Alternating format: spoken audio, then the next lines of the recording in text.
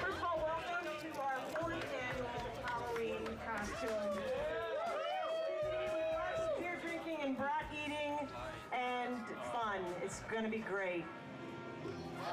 I'm very happy with the way God of War 2 came out. Provided we hit our mark, I was pretty confident that our sales would be better than God of War 1, but I was rather skeptical that our reviews would be. God of War 2, I think at the end of the day, probably equaled, if not slightly exceeded the first, which I was not expecting, and it was quite satisfying. I can't believe I'm fucking doing this. I deserve this one then. This is the final chapter. So I think big goals for me are to finish this off in such a grand, epic fashion, something that is truly befitting of what we've done, what we've set up in 1 and 2. All right, this is for revenge story. God of War 2 ended up being everything we ever hoped it would be, and probably a bit more. It got reviewed very well. I honestly feel like it was probably about as good a game as is likely to be made on the PS2, and I'm very proud that we managed to do that. Oh, one big family here at SCEA.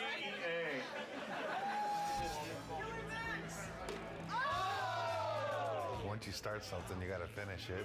So that's the way I look at things. God of War 3 is gonna be the conclusion to the story. My hope is to make the best effects I can on the last one.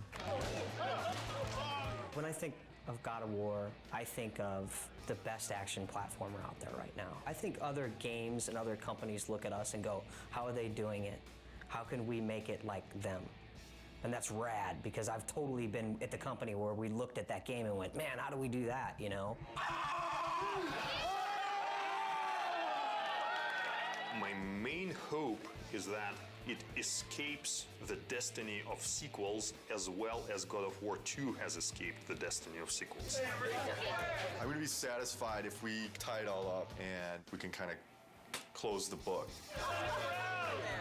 We're past the stage of figuring out what we want to do. We're now in the early phases of sorting out the how we're going to do it.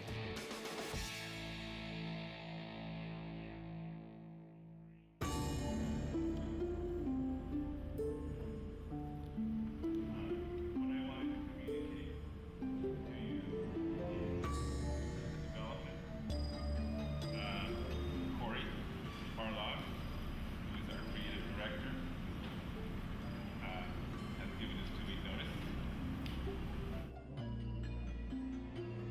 Next Friday will be my last day at Sony Santa Monica. The bomb was dropped. It was somber and everyone was quiet and no one said anything, and perhaps there was a tad bit of shock. It's killed me because I really didn't want to say something, but it's just nothing you can say is going to come across as anything but you're an asshole. When I heard that Cory was going to leave was kind of annoyance more than anything. It's, you know, it takes a long time to make a successful team as much as a successful product. It's always a pain when a key person in that team decides to move on. First emotion we felt was just shock. Didn't see it coming, didn't expect it. It's like dropping a bomb. Well, it was disbelief, obviously. I thought he would be the last one to leave. Incredibly bummed out, like very, very disappointed. You know, you're never really prepared for something like that, you know. They don't warn you very well either. They just kind of spring it on you. It was kind of a bit of a shock. I never expected that Cory would leave the project, so. But once the initial shock died down, I couldn't help but being a little bit happy for him, so because he was getting to try new things. It kind of puts us in a little bit of turmoil for now, but I think we'll work it out.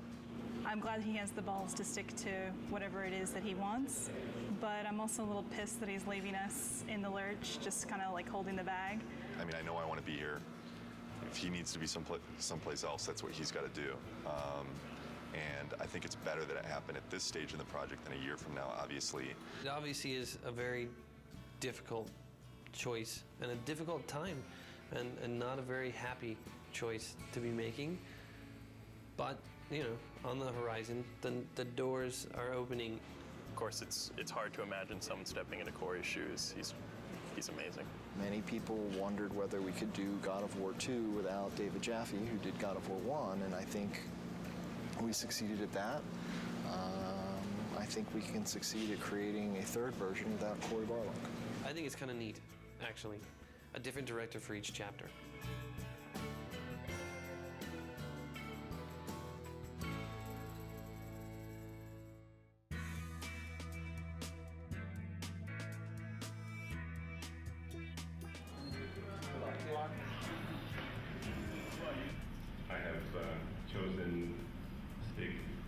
Linton to take the helm.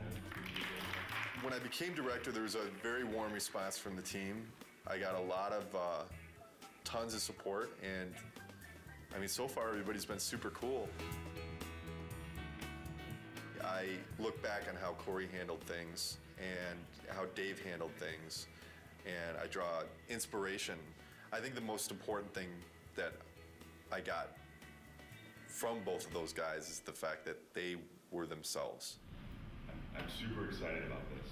You know, this team kicks ass, you know, and it's said a lot, but this type of situation, the kind of garbage that we've been going through in the last month, as far as I'm concerned, this team's second to none. But Stig is fucking amazing. Stig's a pretty good leader, I think mostly because you're probably afraid of him when you first meet him. The entire team really respects him. Everybody communicates well with him, and he's not unfair with any of his decision makings. From my perspective, he is much more easier to work with. He is much more structured and engineer friendly.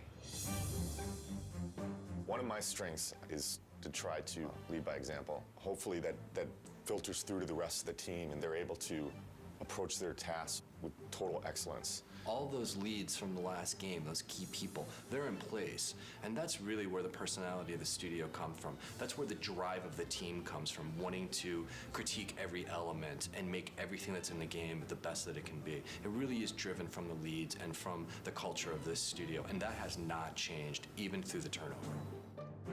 So working on the PS3 is very, very challenging. It's a lot of new technology and a lot of new techniques are required to make a game on the PS3, which means that we have to learn some completely new techniques for writing our game code. It's also a completely new graphics processor, so we have to learn about those graphics techniques and work out how we expose them to the artist in order to make the best possible art and give the game the look that the art team is interested in. We have a similar set of problems working with the designers. People's expectations for games on the PS3 are much higher. They want to see, you know, more enemies and more complicated effects and, you know, more ragdoll physics on the characters and, you know, realistic looking reactions when you hit people. So yeah, there's a tremendous amount of challenge working on the PS3. God of War 2, the team was able to throw so many things into the game and get things up and running and finding out, is that fun or not? The hard transition for God of War 3 is getting all that to work again because we have so much new technology that has to be built. You know what I'm saying? Everybody has to relearn their own personal expectations and their limitations and how they're projecting their schedules and their tasks and things like that. Everybody is counted on everybody else to kind of make accurate predictions on what they can do. It's tough right now because everything's new. It's just so much more involved. That's very worrisome. When are we going to get to the point where we can say something's going to take 4 weeks to do and it's really going to take 4 weeks to do? It's understandable that nobody understands that right now. PlayStation 3, we're able to push a lot more polygons, a lot more texture resolution and detail, so things are hyper realistic. I mean, they're so realistic now that we can actually see pores on skin and hair and eyebrows and nose hairs. You can see everything. We have a lot of work ahead of us. Every character now is like taking 6 weeks, 8 weeks. At least 6 weeks. Yeah, to make one. It's not like before, it's like 5 days we can make one. For me, it's not knowing kind of where the limits are. You can make stuff look so super realistic now, and that takes a lot of time. Whereas before, we really had defined limits. Yeah, it's exponentially more complex. And the other big thing is, this is going to be our first PlayStation 3 game, and we're expected to be able to beat games that some studios have released 2, 3, even 4. Gamers are expecting us to have better technology, better art, better visuals, better gameplay. Across the board, they expect it to be better. And that's pretty intimidating in itself. We're going crazy with the detail. When it's done, I think it's going to look incredible. You're going to see Kratos do a lot more subtle movement, more facial animation, things that the human eye just, you know, usually takes for granted, but now we can include all those things. The things that we can actually accomplish are starting to now really become things that are only limited by our imagination. With the new hardware and the new system, we're able to kind of start pushing the player experience and creating like a much more kind of cohesive world. And like, you know, the Titan before used to be in a cinematic and now you're actually like running on the damn thing. So it's like, you know, whoa, you know, we're getting there. Titans, we've never done anything like that. They're pretty crazy. It's insane. The fact that you're going to be able to run around this like moving character and it's basically a moving level, it's pretty insane. From a programming perspective, they're a big challenge. We designed all of our animation systems and everything to deal with a roughly 2 meter high character Exactly. where, if his little finger twitches slightly, there's not too much of a big deal. Exactly. But when your character's like, 2 kilometers high, then a little twitch in the finger suddenly becomes like a really big deal. The very first moment those were mentioned, I was like, oh, Jesus, this is going to be a big problem. Yes. But hey, I mean, it wouldn't be God of War if we didn't try something we didn't think we could do when we started.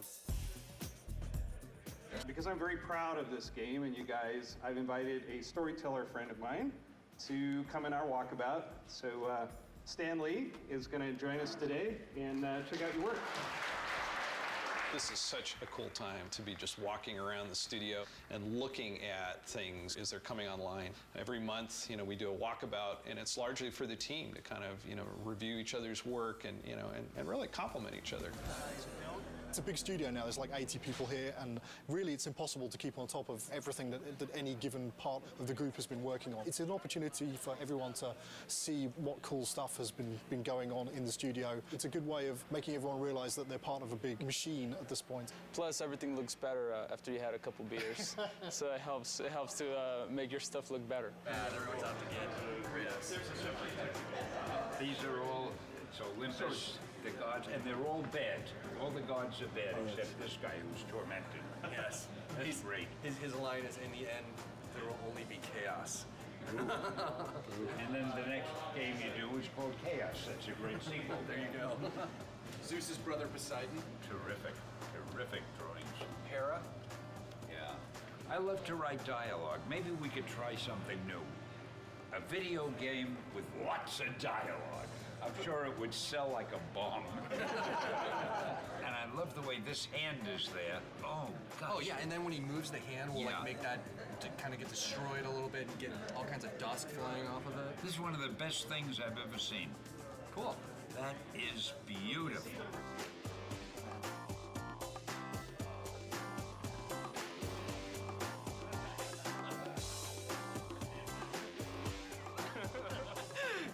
Last thing Cory did before he left. Okay, so long, fellas. We're just giving each other props here. Yeah. Cheers. There's no such thing as a bad walkabout because, beer at work. And also, Stanley rules! Woo, woo! Just crawled up there. It's Stanley. Stanley!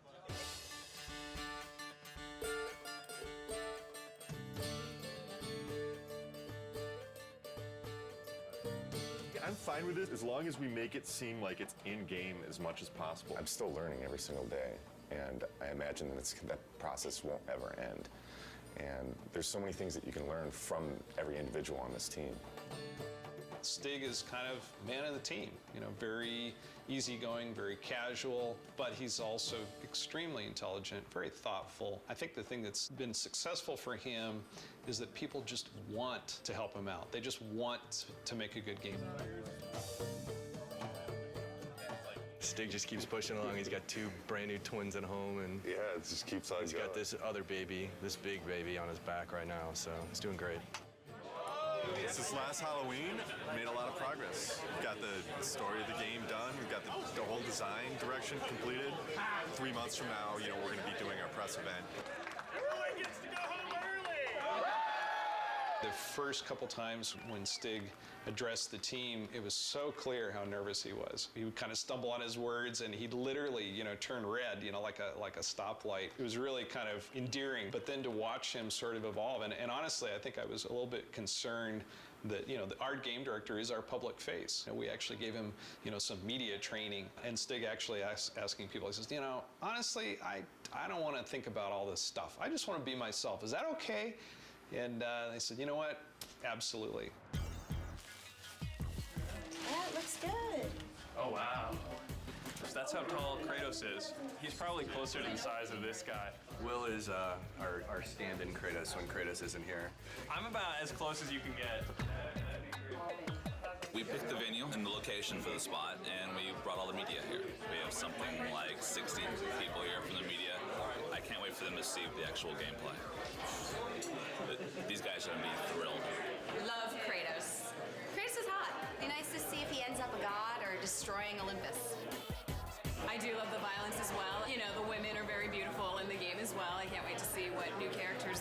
us what new enemies, and I'm really excited.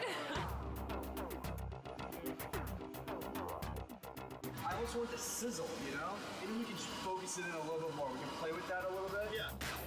The development team has worked so hard on this project, so it's really fun to see when all their hard work comes to fruition. I'm going to get through the first couple slides up here, and then I'm going to start to walk around. Nobody has seen the gameplay outside of our studio, so this is going to be the first time. Want to get this over with. I'm nervous, but I'm also excited about this. I think we've got something really cool to show. I'm looking forward to seeing people's reactions. Can we play it? This is our first big kind of press thing. There's definitely some nerves with that. Anxious. I'm definitely anxious. The best thing that could happen today is people think it's awesome. You know, it totally kicks ass. The worst thing that could happen today is that people just flat out think it sucks. I don't think that's going to happen, but you never know with these media people.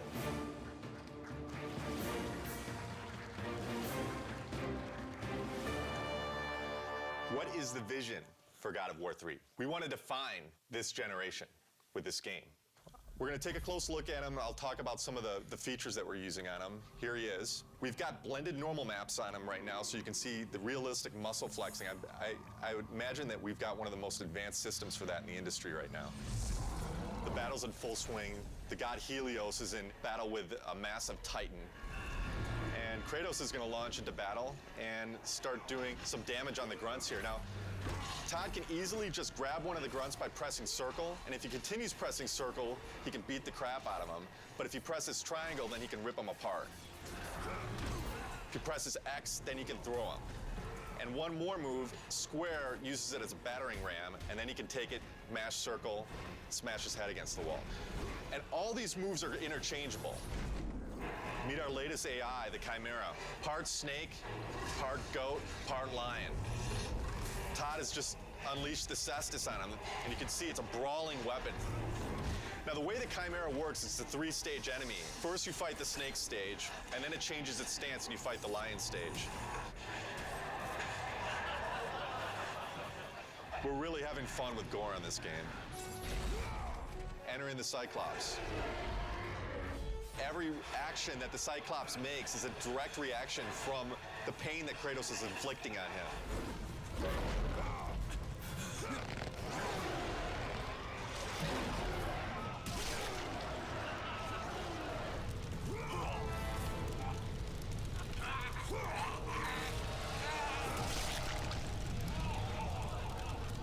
Well, that's our newest upgrade, the Helios head. It can be used to reveal secrets.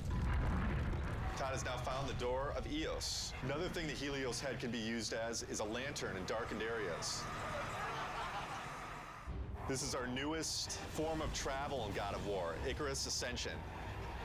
Todd now has full flight controls over Kratos and basically dodging gameplay.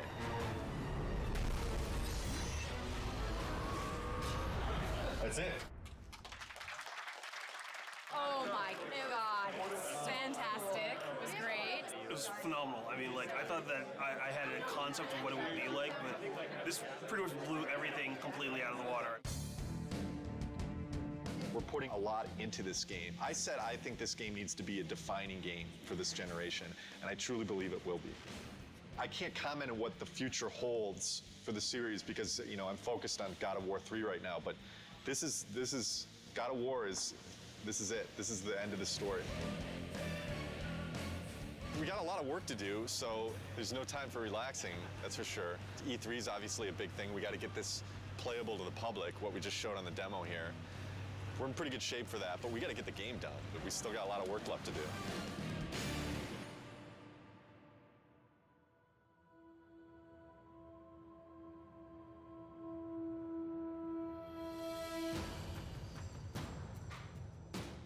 Right now for E3, pretty nervous about it. Nervous, I mean, think nervous isn't a bad thing. You know, you should be nervous. Your nerves should be on edge or else you're not going to get the thing done right. It's kind of ironic that most people would have been happy with the reaction for the press demo, and we were kind of like we could have done better. We've undertaken to basically change the rendering path between February and E3 to make it look much prettier and much more next-gen. We have this amazing capacity to never know when to stop. Hopefully it'll all come together. I think it will. It's looking very nice. We definitely know how to pressure ourselves. This team sets the bar really high. We could settle for a lot less and probably be a lot closer to being done, but with this group, they're That'd be never way too satisfied. easy. Yeah. We never do things the easy way. Personally, I'm worried, but then I think it's good that I'm worried because that forces me to actually get this shit done. Good, there's definitely pressure. Self-created pressure and then pressure from other departments just to get everything done. We're all just trying to do our best. I think the most pressure we get is from ourselves. Every team is always looking at the other team's work and commenting and critiquing. So we're really pushing each other the most, I think. It's a lot of back and forth.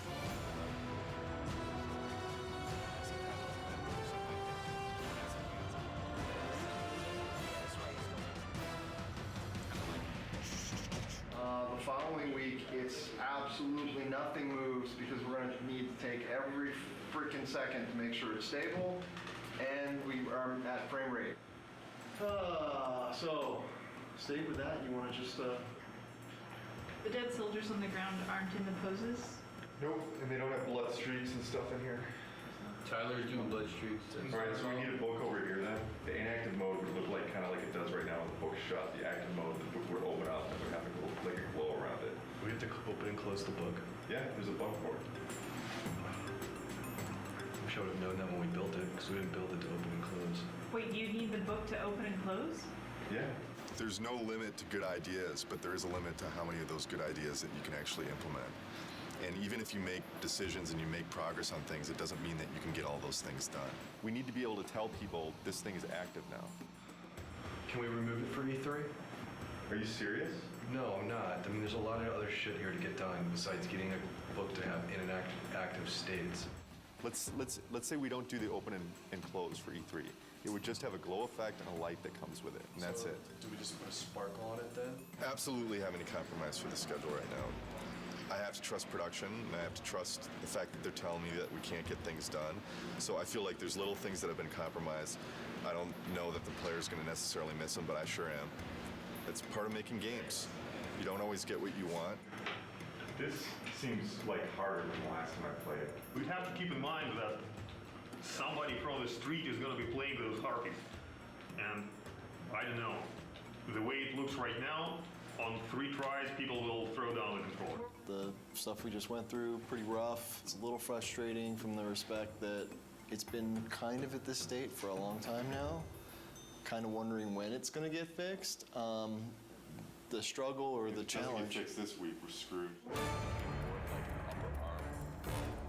This is sprint week, meaning we're making a big push this week to get a lot of work done and make some headway going into E3.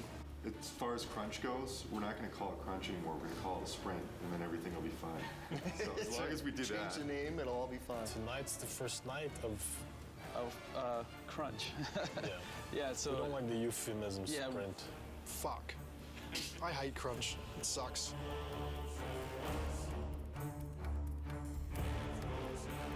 Right now, I'm creating a new build, and hopefully that will enable the rest of the studio to then continue working on the awesome content that they're creating for E3. They're definitely waiting on me. Definitely. As far as my end, I feel I'm okay, but then at the same time, I kind of feel like I'm waiting on technology a little bit to kind of come online. We just have a ton of bugs to fix. We're getting new technology right now, and the lighting's kind of broken, fog's kind of broken, so we're just trying to kind of survive, fix all our bugs, and get all of our tech in place so we can get this thing done. You're sprinting now. Yeah. Tonight's the first time the team has worked together as one, and there's a certain kind of level of excitement that goes into it and dread because we're still working, but it's a fun group to be with, and we're trying to get stuff done. You know, we can only do so much, right? And we'll just try to do as much as possible, as quickly as possible, and that's it. Hopefully we end up with something pretty cool, though. This is the biggest E3 we'll ever have. Everybody wants to still see if Santa Monica still has it.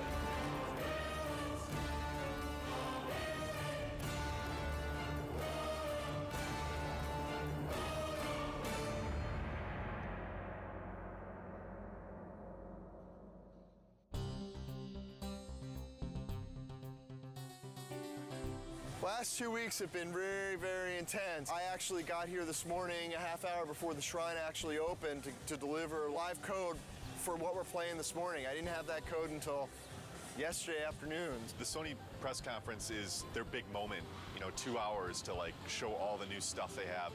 And it's going to be broadcast on live TV and web. And we're going to end the show with God of War 3. Anytime that you go first or last, if you open the show or close the show, it's an honor. I guess we're happy that Sony seems so committed to our game. It's nice that all of our hard work over the last 7 years, really, because that's how long we've been working on the God of War series in total, is really getting the reception that it seems to be getting. We're real excited that we're closing the press conference. It's a great opportunity. It's a great way to end. We're going to be live on stage playing real live code, so nerves are definitely high. Like a lot of jitters. Stig's going to be talking and I'm going to be playing on stage, so a little stressful. Got to take the edge off a little bit. Headlining scares the shit out of me. I've never done something this big, standing in front of 2,000 people or however many it is. This is one of the most eagerly anticipated games of this generation. I'd like to invite Stig Asmussen to the stage to show you the first few minutes of the jaw-dropping God of War 3.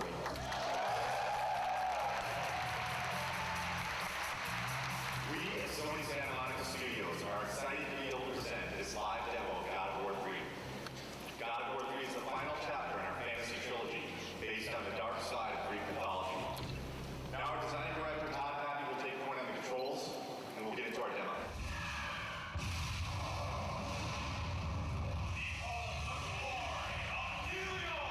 I'm really anxious. I'm really excited. This is a really important moment for the team. It's important for the game. I hope that we make the impression that we always strive for.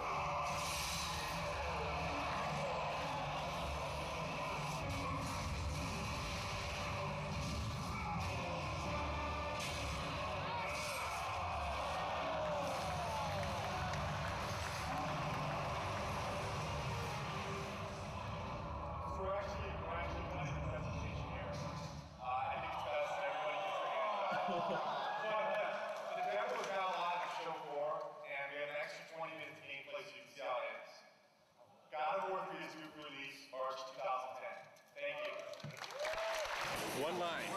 Amazing, fucking awesome. People really seem to dig it. This went well. I don't see how it could have gone any better. Well, I'm kind of glad that E3 is back. It's pretty exciting. It's been a couple of years since there was a really decent-sized E3. It's always exciting to have your game here. This is what we work for. E3 is like Christmas. We've got 12 kiosks set up with God of War. We had a great time last night setting it up. It was actually, we got there, the Sony booth was relatively quiet. All the games were up and running, but there weren't a lot of people playing anything. We started loading in the God of War and people started lining up behind me to play it. I had somebody tell me today, one of the producers of another product told me when we got in there and loaded our code, all work stopped at the Sony booth so they could come play our product. Hugely flattering, big kudos to the team. Got chills just having that whole experience. It was awesome. It was excellent. It was, disgusting and exciting all at the same time. I waited an hour to play that game. When you finally get to decapitate Halo's head, that was like amazing. Didn't expect to see that. It's pretty brutal. I mean, way more brutal than like the first two. Every new game, they bump it up a little bit, so it's definitely good stuff. I waited in line 2 hours to play. What can I say? It's God of War with unforgiving amounts of violence, great gameplay, kind of thing that, you just spend all day playing, not call your girlfriend, whatever, who cares, right? I'm super pumped to see it. Makes me so jazzed. So this is Christmas. This is Christmas. But it lasts 3 days. We can't believe it's back, It's like awesome. Really good. I'm so fucking happy that E3's back. I mean, it means so much for the industry. Seeing people's faces when they play, we just ship it out to the store, so the team really doesn't see, people's reactions and just even the oohs and the ahs at the press event. It makes it all worth it. Just seeing the people's faces. I mean, that's why I make the thing. I want to take people to that next level. I think this is what excites the team the most when they get to see people's reactions. We work our asses off before this to just get the demo to be as polished as possible, and we're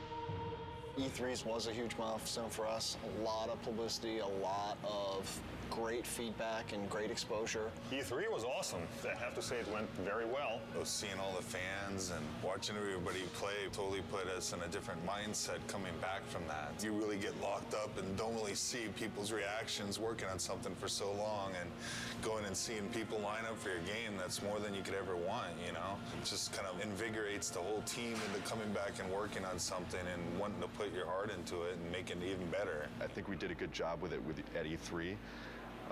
And that shouldn't be our high point. That should be like our midpoint. Alpha is when the whole game from start to finish needs to be in one bag. It can have placeholder assets, but you can fly basically through the whole game or walk through the whole game, and everything's represented in approximately the way that it will ship with. Yeah, so ideally by Alpha we shouldn't go, oh hey, we need that extra bad guy, or hey, we're gonna add a new boss. Which we've done on other games, so. But ideally on God of War 3, you know, Alpha will be, okay, all of our pieces are in. And then after Alpha becomes Beta, and Beta is basically art lock. I want to make sure that when I'm playing the game, I've got a smile on my face. You know, I've played God of War for the last 6 or 7 years of my life now. As long as I'm got a smile on my face, I think there's a good chance that that's going to translate over to the fans. If you kind of take a look at this here, you can see this character that's the size of the Sears Tower, roughly. It's about 1,500 feet tall. It's a different kind of boss battle. Kronos is more than Gaia, is more fully alive, and you're more fighting on a character that's moving around. So this has been very tedious and challenging and time-consuming to put this together, but I think at the end it'll definitely be worth it, and people will feel like they're playing something they never played before. Kronos will actually thrust his hands forward into his scrape and leave his fingers there, so that you can actually attack his fingernails. We'll have a breakable in the fingernail, and then the fingernail will bring up a circle prompt. You'll grab onto that and in the CS move, and then basically do a struggle and then rip it out, and you know, it'll be kind of a gory, cool, memorable moment. We actually want to make this awesome. We want to make this gameplay super exciting. It's going to be everything people expect from what the Titan fight should be. What are the big tech issues, Chris, that you need support on? The only big tech issue we need support on at the moment is the issue with the collision. The more static you can get him, the more precision you will get in your CS move. The problem is that since it's a skin collision, the skin itself is not just a non-deformable object that you can rely on to not have change from one frame to the other. That's the biggest issue we can have. What we're doing hasn't really ever been done before, and so a lot of what we're running into are issues with trying to make it as exciting as possible, but working within the technical constraints that we have and in the time frame that we have. I would say that the rewrite of skin collision is turning into a very unrealistic proposition to get it finished before Alpha. Time is the biggest fun killer usually, is as far as developing. It's where you come up with the most exciting scenarios, but do we have the time to put it together? Fabrice and I will need to take a look at what is going on and what's fixable and what is not, and what we will have to design around. With Kronos, the whole is greater than the sum of its parts, and when you see it all together in the finished product with all the polish, I think it's going to be one of the most in gaming history. That's how I feel about it. I know it's going to be like that. The murderer of Gaia enters my tomb. Kronos! I know it was you who killed her, Spartan. Who else could?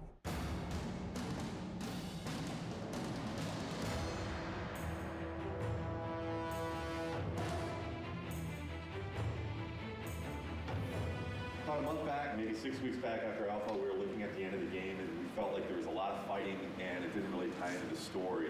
We had a couple brainstorming meetings and we came up with this idea that it would be really cool to go inside Kratos' head.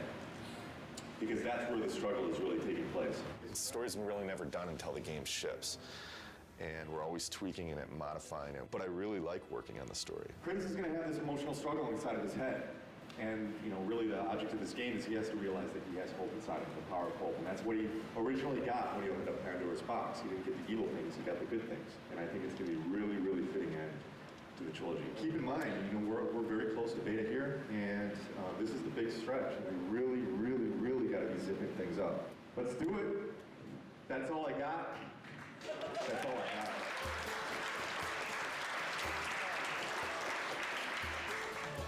This is the third Halloween. I think for many it's probably a big relief. We're less than 3 months away from being done. It's been 2+ years. It's been an incredible journey. We've overcome so many pitfalls along the way with change of personnel, project redesigns. Despite all that, we've managed to continue to elevate and continue to push ourselves and continue to make the best products we as a team can do. And I think God of War 3 is living up to that.